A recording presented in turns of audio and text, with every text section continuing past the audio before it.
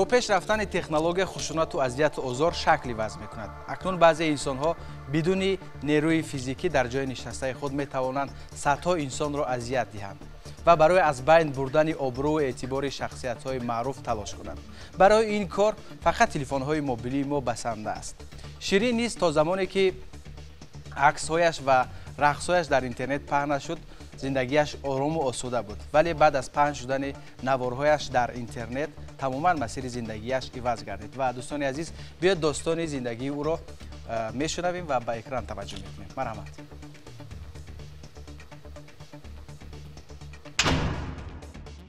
یک وقت با یک جوان نامزد بودم و دوگانه هم به من زنگ میزنن، به شب نشینی دعوت میکنن و من هم راضی میشوم، قبول میکنم، به شب نشینی میرویم با همراه دوگانه هایم و همراه دختران کمی رقص میکنیم. در آنجا یک شخص نامعلوم از دور ما را به نوار میگیرد و وارد اینترنت میسازد. یعنی امین ما را وقتی که به نوار میگیرد وارد اینترنت میسازد و بعد از چند روز من خودم را در این سایت اینترنتی میبینم، کامنتاری ها را میخونم، خوندم و در آنجا راستی مرا بسیار داشتم و بسیار گپ های قبیح گفتند. وقتی که خودم خوندم بسیار به یک حالتی روحی گرفتار شدم و بعد آن به خانه رفتم و برادرانم نیز از این حالت خبردار شدند. در خانه نیز مرا خیلی اذیت میدادم. چند وقت مرا از خانه بیرون شدن نگذاشتند. مادرم پدرم مرا تحقیر میکردند که این چی کاری کردگیت بود، ما رو بی‌آبرو کردی. در شما باور نداشتن؟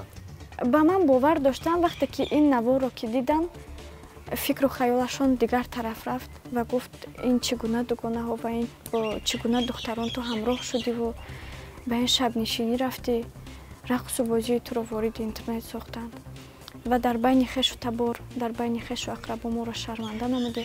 بسیار گپ ها میگفتند. راستی مرا چند وقت حتی گپ زدن هم گویم نمیگذاشتند. حق نداشتم بیرون برایم. کارهای میخواستم را انجام داده نمیتوانستم. بعد از چند وقت راستی نامزدم نیز از من دست کشید. تا حال در خانه گپچه‌های زیاد مرا میکنند. تا حال نمیتونم کارهایی که خودم میخواهم انجام دهم و بعد این واقعه تا حال به خود نآمدم. طبیعی است که بیشتر وقت ترول ها یعنی فیک ها با اذیت و آزار مردم مشغول هستند، ولی در حالت قهرمانی ما حتی شخصیت های معروف، حتی شخصیت های واقعی به تحقیر همیگونه شخصان میپردازند. چرا این گونه حالت ها سر میزند؟ بعضا شخص خودش را برای یک منی خودش را نشان دادن برای دیگران، برای یک نوع شهرت و غیره میتواند بواسطه این عمل را بواسطه در بین دیگر شخصانی خود که یک اعتبار پیدا کند، یک اعتراف کنند او را. در آن صورت این یک واسطه اساسی شهرتمندی او شده میماند. و عموما من میخواستم بدونم که جنایت‌های اینترنتی خاصتا کیبر آزاری یا که سایبر آزاری در تاجیکستان زیاد به قید گرفته می شود. در حدود شهر دوشنبه چنین جنایت‌ها، چنین حقوق ویرانکنی که در توسط اینترنت صادر می شوند زیاد به قید گرفته شده است. مراجعت کنندگان این حالت‌ها اکثریت دختران و جوان زنان میباشند. اینترنت تاجیکستان به واسطه از جانب خدمات علاقه اداره کرده می شود و بیشتر نفرانی که تحقیر میکنند، تهوین میکنند در حدود تاجیکستان نیستند و پیدا کردن آنها سخت است.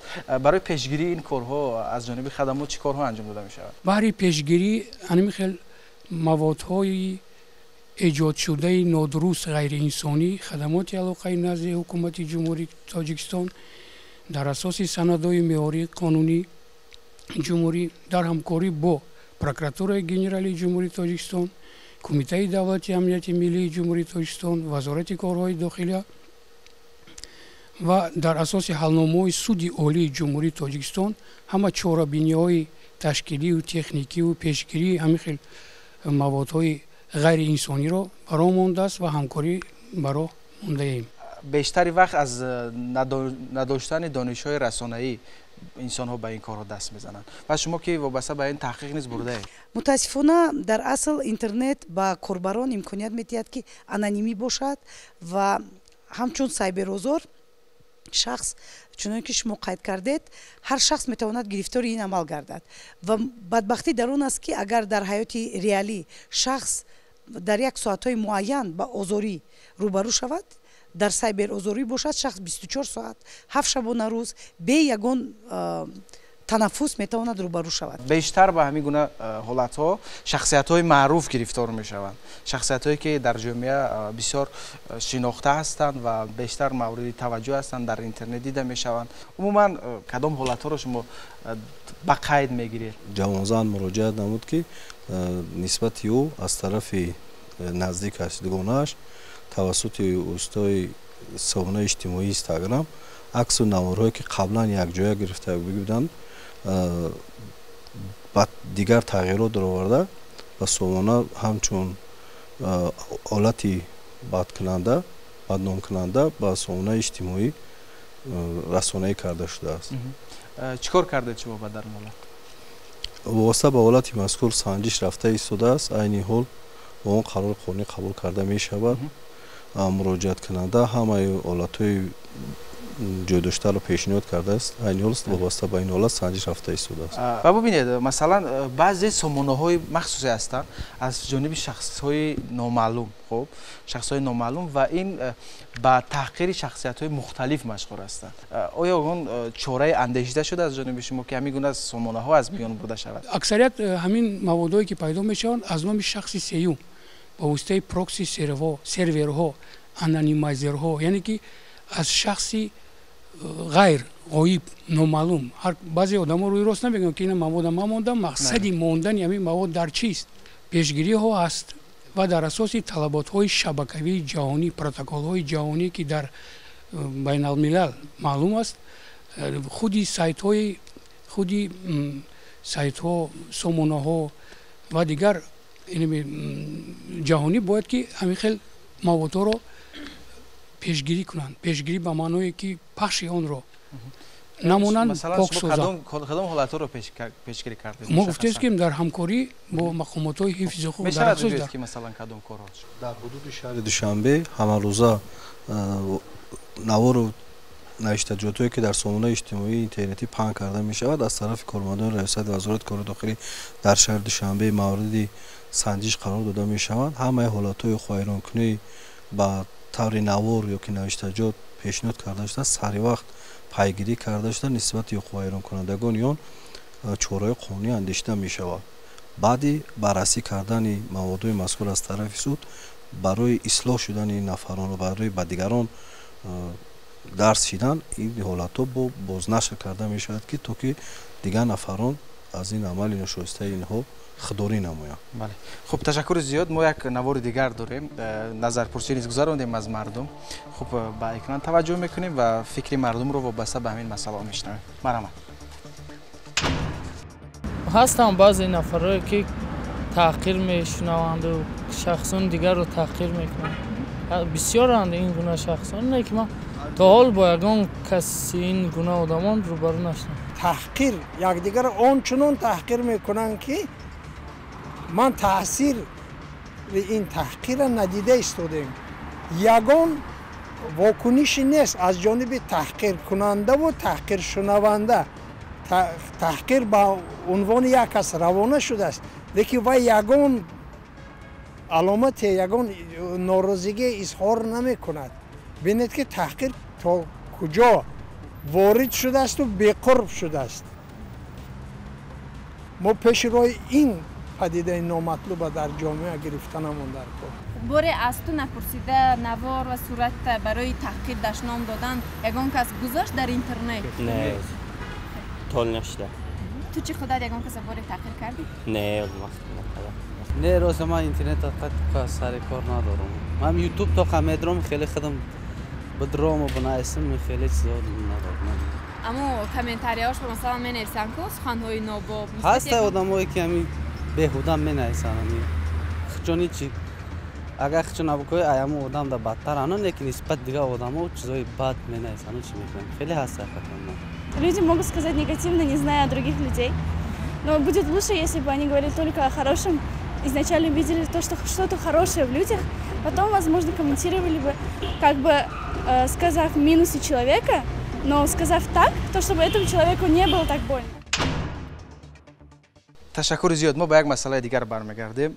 امروز اکثر خواننده‌های مکتب میانه تلفن موبیلی دارند و تا جای آنها مثلا از دانش استفاده تلفن‌های موبیلی خبردار نیستند و همین گونه عامل‌ها در مکتب‌های میانه تا چه اندازه دیده می‌شود؟ در قانون جمهوری تایسون درباره مسئولیت پدر و مادر در تعلیم و تربیت فرزند مسئله مذکور جهتی عاقلانه استفاده بردن تلفن ها و در مؤسسات تعلیمی عموما استفاده نبردن یا نآوردن با مؤسسه تعلیمی تلفن های موبیلی منع شده است و غیر از این فرمایش وزیر معارف قرار مشاوره وزارت معارف در ارتباط با این مسئله به تصویب رسیده است تا کودکان در مؤسسات تعلیمی تلفن همراه خود نداشته باشند. ولی نگاه نکرده به همه اون نظارت و این همه چیزها متاسفانه کودک امروز پدر و مادران وظیفه اساسی خودشان همین انتخاب کردند که برای فرزندشون اول تلفن بخرند. یعنی این یک بسیار پدیده نامطلوب است در زمان امروز و وقتی تلفن برای کودک میخرند و حتی یک بار هم تاکید نمیکنند که مثلا چگونه از تلفن استفاده شود و وارد شدن به همون شبکه‌های اجتماعی وارد شدن به همون فضای اینترنتی امروز یک واسطه تحقیر و تدوین یک واسطه پس زدن انسان ها قرار گرفته است و بیشتری همون نفرانی که همین گونه رسم ها رو وارد میکنن همین گونه تحقیر و پس زدنی ها رو وارد میکنن اینها جوانانی هستند که یا مکتب ندیدن و یا که تعلیم و تربیت خوب ندیده است نه در محیط خانواده و نه در محیط مؤسسه تعلیمی و این مسئله است که نه تنها مثلا ساحه معارف با اون باید مشغول شود بلکه تمام ساحه‌های دولتی و غیر دولتی نسبت این مسئله باید کار کنند. در این مسئله ما باید تئاترهای ما فعال شوند. در این مسئله وزارت فرهنگ، کمیته جوانان، کمیته زنان و همه اون اداره‌های مسئولی که در تربیت جامعه مسئول هستند از جانب حکومت جمهوری تایسون مسئول هستند باید سهم بگیرند. حالت مشخص به قید گرفتید شما مثلا در مکتب‌های نسبت این مسئله بله ما هر یک نواری که در شبکه‌های اجتماعی پهن میشوند در نزد وزارت معارف و علم جمهوری تایسون که دفتر مطبوعات وزارت معارف عمل میکند هر یک که این مسئله ها را تحلیل میکنند و نسبت اون دانشجو یا خواننده و یا نفر آموزگاری که به آوردن تحقیر یا که یگان بی‌آدابی طریق اینترنت شبکه‌های اجتماعی پخش کرده است البته چاره‌ها اندیشیده میشن. اکثر سایبرزوری عموما کیبربولینگ در داخل مکتب به عمل نمی‌آید. اکثر آنها بیرون از مکتب به عمل می‌آید و همین حالت رو چگونه نظارت کرده میشود؟ عموما چگونه باید پیشگیری کنیم؟ نظارت از چگونه باید برآمده باشد؟ ما یک امور کوتاه داشتیم دایر به سایبرزوری در مؤسسه‌های تعلیمی میانه عمومی شهری دوشنبه یک 10 مکتبی رو انتخاب کرده بودیم که بیشتر از همین مکتب‌ها نوارها در شبکه‌های عمومی در شبکه اینترنت جای داده شده بود و امور و آن تحقیقات نشان داد که در اصل خوانندگان نه تنها با آزار و اذیت حتی با محتوایی که با آنها ضروریت ندارد دچار میشوند. در اینجا بیشتر نقش تعلیم و تربیت بزرگ است ولی باید قید نماییم که راهی اساسی یعنی که خواننده ها وقتی که طریق تلفن موبیلی بیشتر دختر بچه ها با این روبرو میشن و آنها از ترس و هراس از شرم از زورآوری آنها نمیتوانند به دیگر کس بگویند. متاسفانه من همچون یک شخصی آموزگاری که سابقه کاری زیاده دارم برای من یک سوالی داشتیم ما در این پرسشنامه که اگر تو با آزار و اذیت در اینترنت روبرو شوی به کی مراجعت میکنی؟ بیش از 1000 نفر خواننده در این امور اشتراک کرده بود. تنها 200 نفر آنها گفتند که من با آموزگارم مراجعت میکنم. بیشتر آنها گفتند که من با دوستانم. بیش از 70% پرسش شوندگان گفتند که من با دوستانم مراجعت میکنم. با کلانسالان باور نمیکنند. این است داغ امروزه ما. با اندیشه ما چرا باور نمیکنند؟ چارابینه‌های گوناگون رو به راه ماندن لازم میشه در این مؤسسه تعلیمی، در مجلس پدر و مادران، درس‌های گوناگون تربیوی، کار کردن لازم با والدین که چطوری که در حالت داده شده در نوار میبینیم حتی به دختر عزیز خودش ناباور است. یعنی کار با والدین ضرور است. او جبر دیده است. او در حالت تنها میماند. به خود میرود. عذاب باطنی روحی میکشد. ما باید به نظر گیریم که فرزندان ما چگونه پسیخولوژی دارند. چرا امروز دمدوز شد؟ معلم باید احساس کنه چرا امروز شاگرد عزیزی من چند مدت است چهرهش واقعا چنین است. از همین خیل کودکان یا خوانندگانی که دمدوزدن که پیش نبودند و امروز شده ایستاده اند، پس بی‌طرف نباید، مشاهده کار بودنش ضرور. نظارت کردن تلفن های مثلا فرزندانشون را از جانب پدر و مادر معلم شما جایز میدونید؟ بله، این نظارت است و چیز خصوصی است. به هر حال بعضی چیزایی هست که باید که کودکان نیاز به مصلحت و مشورت دارند. بگذار خصوصی باشد، مستقلیت نسبی است. تربیه ما هم باید با همین نظر همیشه بگیریم که این یک دوره سن سالی را که اعتقاد اخلاقیش حالا چندان انکشاف نیافته است، حالا وی تغییر یابنده است، افکار اعتقادی او سست است، بنابراین وی به احساسات داده می شود. شاید به خودکشی دزند. بله، وقتی که افکار دنیا بیزاری می شود، این زینه سیومی افسرده حالی است که این را میگن دپرسی عمیق. در اون حالت دیر می شود. امروز هر یک سامانه، هر یک روند اجتماعی که پیدا می شود، نظارت بردن آن خیلی آسان است. یعنی از جانب پدر و مادران با گرفتن تلفن و دیدن آن نه، بلکه با دیگر پروگرام‌هایی هستند که پدر و مادر میتونند در تلفن خود نصب کرده نظارت بردن استفاده بری این یا آن سامانه اجتماعی را از جانب کودکان خود نظارت کنند. چون این مکانیزم ها برای مانده شوند، پدر و مادران اگر از این روند سامانه ها استفاده برند، این خوبتر است از اونی که با تلفن کودک گرفته شود یا دیگر مکانیزم های تاثیر رساننده به کودک رسانده شود. چون که اگر با کودک ما تو رفت نظارت رو زیاد کنیم، صادر شوی چون این کردارها و یا پنهاناً زیاد گردن میگیرد. یعنی مستقیما وقتی کودک رو ما نظارت میکنیم، مثلا همه کارهاش رو این کار میکنیم و با مثلا مانع میشویم، کودکان هم میگن عادت دارن که پنهان کار میشوند. یعنی عملهای خود رو پنهان میکنند، به پدر و مادرشان نشان نمیدن، به کلانسالا نشان نمیدن. یکی از سبب‌های باور نداشتن کودکان به پدر و مادران شاید همین باشد. همین خیلی موقع رو میگیرم که نظارت باید در خانه باشد، لیکن به طور مطلق نه. شکلش چگونه باشد؟ شکلش همین است که احیان به واسطه مشاهده کرد و فرزند میبیند که واقعا از اعمال من، حرکت‌های من، رفتارهای من، پدر و مادر من با خبر شده ایستادند. ما آزادی مطلق را بدهیم به چه کارهایی؟ درست است که اول چگونه این فرزند را او تربیت کرده بود. اگر با باوری داشته باشد، در اون صورت نظارت معلوم است که چگونه باید صورت گیرد. ولی اگر شبهه ها پیدا شده باشد، اگر من آزادی مطلقتی هم نظارت نکنم، دیر نمی شده باشد، اونگاه بی‌پروا می شود این خیل پدر و مادر. از همین نقطه نظر ما این خیل نمیگوییم که نظاره قطعی اهل زوراوری است، این را زوراوری پسیخولوژی میگویند. بنابراین ما نظارت قطعی نمیگوییم.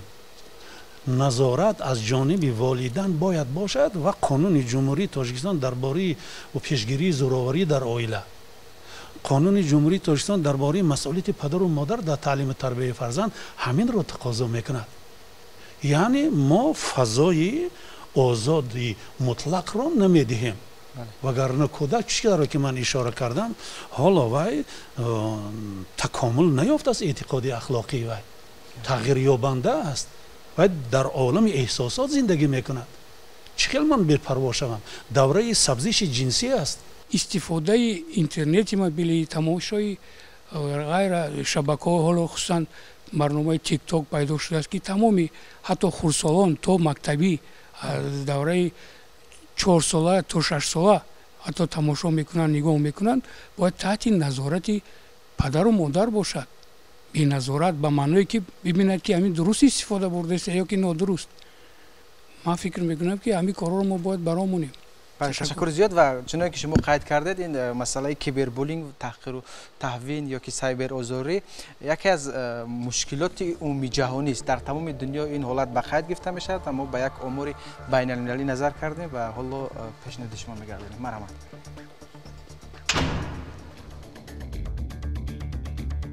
маркази таҳқиқоти кибербулингии амрико муайян намудааст ки дар ҷаҳон 36.7% духтарон ва 30.5% писарон мавриди хушунати онлайнӣ қарор мегиранд. дар умум 9% хонандаҳои мактаб, 18% донишҷӯёни аз 18 то 22 сола, 19% ҷавонони аз 22 то 30 сола, 11% шахсони аз 31 то 40 сола ва 11% афроди аз 40 сола боло гирифтори озору азияти шахсони номаълум дар интернет мегарданд. тадқиқоте ки аз ҷониби олимони донишгоҳи флорида ва денвер нишон медиҳад ки пандемияи ҷаҳонӣ ба сатҳи таҳдидҳои киберӣ дар шабакаҳои иҷтимоӣ таъсири назаррас гузоштааст. дар ин давра сайберозорӣ то 70% боло рафтааст. چرا بیشتر دختران به این حالت گرفتار می شوند؟ برای چی بیشتر دختران؟ برای آنکه از جهت روانی کمی قوی‌تر نیستند. بیشتر همون یک معیارهای اخلاقی که میتوان بیشتر دختران با روبرو شوند، یعنی زود باوری، محبت، مهر، زود مهر میبندند و ترول ها، خیتر ها و اون شخصانی که محض با دیلیوبی در اینترنت روبرو میشن، این از در جهان معاصر تکنولوژی گرومینگ نام دارد. شخصانی که وقتی معین رو برای به دست آوردن دل ویرتوالی کوربر، دل ویرتوالی دختر دست میزند. وقتی که دل دختر رو به دست آورد، از او هر گونه عکس ها، هر گونه نوارها، هر گونه پیامک ها رو میگیرد. یعنی دختر باور میکند، دختر زن باور میکند، مهر میبندد و تمامی وجود خود رو به اون دوستی ویرتوالی خودش میبخشد. از همین لحاظ آنها بیشتر به این از حساب زود باوری خودشون محض به همین سایبرآزاری روبرو میشوند. فیک ها رو چگونه شناسیم؟ فیک ها رو با چگونه مبارزه کنیم؟ بهترین عمل است، یعنی دلیل سازان در تمام جهان رشد یافته ایستادند. اونها رو میگویند فکت چکرها، دلیل سنجانی که در ما نیز وجود دارند. دریافت کردن فیک یگان مشکلی ندارد. یعنی شما باید به همون صفحه کاربر وارد شوید و ببینید که صفحه کی گشوده شده است. و در اینجا فرشته ها میگویند، فلیمینگ نام دارد در زبانی کاربری، میتوان فرشته ها رو با کمک خود دعوت بکنید. یعنی دوستان شما اینستاگرام امکانیت میتید اگر 10 نفر یک نمود شکایت رو با اکانت وارد نماید، یعنی حافظه‌نامه فرستادن و یا اینکه معلومات های فحش وارد کردن، 10 نفر همین گونه شکایت رو با اکانت وارد نماید، یعنی فرشته های دوستان شما اون اکانت بسته می شود. یا اینکه اون ویدیو نوار از موقتا از اینترنت گرفته می شود از جانب خدمت رسانی و تکنیکانی همون شرکت و کاربران باید بفهمند که شبکه ها امکانیت میدهد از جهت بی‌خطری اکانت های خودشان رو، صفحه های خودشان رو بپوشند که هر کس وارد نشود، هر کس ثبت نکند، هر کس هر گونه عمل ها رو نکند. ولی یک بدترین شبکه‌ای که حالا وجود دارند اینن همون ایمو، تیک تاک حتی ویدیویی که در آنجا مرگ است و دیگر است نمیبندد متاسفانه. و ما باید کاری بکنیم که وقتی که کاربر رو می‌آموزونیم، آموزش بیشتر و خوبتر است از ممنونیت. وقتی ما ممنونیت ایجاد می‌سازیم و حتی در اینجا استادان قید کردن که اعلیخوان‌ها به این گونه کارها دست نمی‌زنند. متاسفانه در تجربه کاری من خواننده‌ای بودن که در عائله‌های زیایی به دنیا اومدن، تعلیم و تربیت می‌گیرند، ولی متاسفانه در محیطی از عائله بیرون، از مکتب بیرون، در محیط دوستان ترول‌های بدترین همونا. اکثر مشکلات در داخل مکتب نمیشوند، بیرون از مکتب همین چیزو پیدا میشوند. برای همین ما با یک مؤسسه تعلیمی تکیه کرده و تمام مشکل را با اون مؤسسه تعلیمی بر کنیم، این تماما نادرست است. به همین خاطر ما باید درست درک کنیم که مشکلات در جامعه هست، هم در مؤسسه تعلیمی هم در دیگر روندهای اجتماعی و تنها مؤسسه تعلیمی رو گناهکار کردن که در همین ردیف باید کار کنند، این تماما نادرست است. ممکن تجربه شما در سمت مؤسسه تعلیمی باشد، لیکن بسیاری همین مشکلات بیرون از مؤسسه تعلیمی صورت میگیرند. چون که در مؤسسه تعلیمی نظارت هست مثل رفیقان او یا آموزگارای درس دهنده که کوشش میکنند این یا اون مشکلات رو برطرف کنند. ба ҳамин хотир мо имрӯз бояд дар ҳама мушкилиро дар муассисаи таълимӣ дарҷ накунем. чунончи тадқиқот нишон дод ҳамагӣ 20% дар ҷомеаи байналхалқӣ дар самти то 18 солаю то 23 сола чунин мушкилото будааст. яъне имрӯз мо гуфта ки ҳама ин аз муассисаи таълимӣ оғоз меёбад ё дар муассисаи таълимӣ аст, ин тамоман нодуруст аст. мо намегӯем ки дар маҳз дар муассисаҳои таълимӣ аст, вале хушбахтона муассисаҳои таълимӣ то мактаби миёна ва аз муассисаҳои таълимӣ берун ман дар назар дорам муассисаҳои марказҳои рушди истеъдодҳо, марказҳои кӯдакону наврасон дар ин самт фаъолият мебаранд ва ҳатто ҳамун модули таълимие ки 5 модули таълимие ки вазорати маориф таздиқ кард ва яке аз онҳо саводнокии расонаӣ аст, инам боиси он гардидааст ки аллакай вазорати маориф ба ин рӯ овардааст ки маҳз баланд бардоштани саводнокии рақамӣ, маҳз баланд бардоштани маълумотнокии корбарон дорои ба амнияти иттилоотӣ дар интернет боиси таздиқ намудани аз ҷониби вазорати маориф ва илми ҷумҳурии тоҷикистон роҳнамо ва роҳбалади саводнокии расонаӣ аст. ман аз ҳамин лиҳоз гуфтанӣ ҳастам ки мутаассифона дар ҷомеаи имрӯзаи мо аз ин нуқтаи назар ба ин нуқтаи назар мегузарем. мо ё волидайнро гунаҳгор месозем, ё муассисаҳои таълимиро гунаҳгор месозем, ё ҷомеаро. барои чӣ ман мегӯям ки маҳз муассисаҳои таълимӣ метавонад саҳмгузор бошад, чунки бубинед дар шаҳри Душанбе мо имконияташон фарохтар аст ва дар шаҳри Душанбе мо аллакай ба қисми нави электронии назорат ва омӯзиш гузаштем, инам дониши электронӣ. манзур аз ҳама мо ҷамъ омадагон ин нест ки масалан дигарро гунаҳгор кунем. гап сари он меравад ки имрӯз ин масъала масъалаи глобалии ҷомеаи башарӣ аст, масъалаи як Тоҷикистон танҳо нест. ин як. дуюм ин ки масалан бибинед ки дар амрико тадқиқоте ки дар амрико гузаранд таҳқиру паст задани инсонҳо дар онҳо аз мо зиёдтар аст, бо вуҷуди он ки он яке аз кишварҳои пешрафтаи олам аст, бо вуҷуди он ки тамоми масалан технологияҳо зиразамон имконият доранд ки ҳар як нафаре ки нафари дигарро таъқиб мекунад ки ҳамун замон пайдо кунанд бо назардошти он пешрафти техника ва технология. дигар масъала ин аст ки масалан имрӯз мо масалан бояд ҳама дар ҳамбастагӣ бояд ҷомеаро тарбия кунем. на танҳо масалан хонандаҳоро, балки ҷомеаро бояд тарбия кунем. манзури мо ин аст, манзури масалан театру, манзури фарҳангу, манзури маориф ин аст ки на танҳо як кӯдак, балки ҷомеаро ҳам бояд тарбия кунем. дар байни он нафароне ки масалан таъқиру тадбин масалан пастзанӣ ҳастанд, онҳо ҳам хонандаҳои мактаб нестанд, онҳо ҳам донишҷӯ нестанд, ҳатто одамони калонсол, шахсони калонсол ба ин кор даст мезананд. вобаста ба ин фарҳанги мо низ дигаргуна аст. мо амрикоро мисол овардем, вале вақте ки дар миёни мо мешавад, вақте як духтарбачаро дар интернет таҳқир мекунанд, чӣ қадар фоҷиа меорад ба зиндагӣ. шояд он фоҷиае ки дар мо биёрад як духтарбача аз кибербулинг, дар амрико ин фоҷиа бояд нашавад. барои ва ё ин чизои маъмулӣ шояд бошад. чизи маъмулияшон ин чиза хуб қабул мекунад. масалан бибинед дар мо ҳатто як таҳқири пасттарӣ наметавонад ки боиси масалан бадбахтии як оила шавад. кибербулинг як нав зӯроварии психологӣ аст ки ба таври шифоӣ сурат мегирад ва ба он ҳикмати халқӣ гӯем захми сухан аз захми табақ қавитар аст. пас инҷо мо нашояд бевосита бигӯем ки нест дар муассисаи таълимӣ. аввал булинг пайдо шуд, баъд кибербулинг шуд, аввал мобинг шуд, баъд кибермобинг шуд. ин рушд ёфт. эътино накардем. чӣ ҳоло дар мактаб нест? зуҳуроти гуногуни асосӣ дар шакли булинг сурат гирифт, вале натиҷа надод. тавассути кибербулинг эҳсоси қанотмандӣ пайдо кард. яъне мо заминаша аз уҷа ҷустуҷӯ кардан лозим. ин проблеми рақами як шуда истодааст. ташвишҳо зиёданд.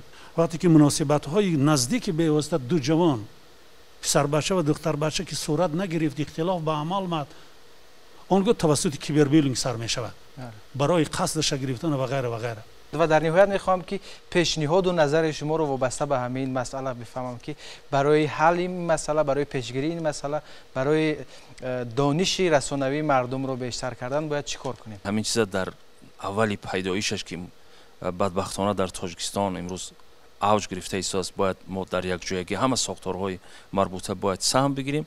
муҳити ҷомеа, муҳити оила, муҳити муассисаи таълимӣ дар ин раванд бояд саҳмгир бошад. заминаҳои ҳуқуқӣ вобаста ба истифода бурдани сомонаҳои иҷтимоӣ пурзуртар карда шаванд ва дар низоми воситаи ахбори умма он ҳамчун воситаи эътироф карда шавад ва минбаъд вақте ки ҳангоми воситаи ахбори умма эътироф карда шуд аз 50 000 ё аз 20 000 истифодабаранда вақте зиёд гардид вай бояд талабот ва ӯҳдадорие ки вобаста ба воситаи ахбори умма аст паҳнкунандагони он информатсияе ки яъне меъёрҳои ахлоқӣ дар он риоя гардаду минбаъд назорати он аз ҷониби ниҳодҳои давлатӣ пурзур карда шавад. тавсия дода мешавад ки назорати истифодабарандагони сомонаҳои иҷтимоӣ ҷиҳати оқибатҳои ҳуқуқии онҳо сатҳи маърифатнокии онҳо баланд бардошта шавад ки минбаъд ба ҳуқуқвайронкунӣ ва ҷиноят даст назанад. мақсади асосии инҳо ба даст овардани фоида, яъне якум фоидаи маблағи пулӣ, фоидаи иҷтимоӣ. ҳар як инсоне ки дар натиҷаи ҳамин сайтҳоро мехонад, шинос мешавад, лайк мемонад. чӣ қадар ки бисёр лайк монд, соҳиби шабака ба ин ниҳод маҳбубтар мешавад, пул мегирад. якум дараҷа ман хоҳиш дорам ки истифодабарии интернет, шабакаҳои интернетро дар асоси талаботҳои қонуниву ҳуқуқии ҷумҳурии Тоҷикистон, байналмилалӣ, талаботҳои шабакаҳои иҷтимоии бузург ки онҳо доранд системаи бехатарӣ баро монда шавад ва нисби онҳо, мисли онҳо бояд мо касбҳои нав антикибербулинг, антифродҳо, яъне зидди инҳо бояд дар ҷомеа, дар давлат, дар корбарӣ баромонем ва насли навросо дар рӯяи одамдӯстӣ, фарҳанги миллии худ тарбия намоем. ман гуфтанӣ ҳастам ки чорабиниҳои маърифати психологӣ, маърифати педагогӣ, маърифати ҳуқуқӣ акнун мунтазам сурат гирад то ки мо пешгирӣ кунем ин падидаи номатлубро. чун ба кишвари мо тоза ворид мешавад ва оҳиста оҳиста доман паҳн мекунад. омӯзиши таҷрибаи дигарон ва дурусттар ҷорӣ намудани он дар Тоҷикистон, мустаҳкам намудани омӯзиши одобномаи шаҳрванди электронӣ ки аллакай аз ҷониби мақомотҳои дахлдор таздиқ шудааст ва қабул шудааст ва дар баробари ин баланд бардоштани саводнокии рақамии тамоми ҷомеа ки онҳо далелсанҷ бошанд, аз омӯзиш наҳаросанд ва дар баробари ин муҳтавои хубро на танҳо бубинанд, ҳатто эҷод намоянд. ташаккури зиёд.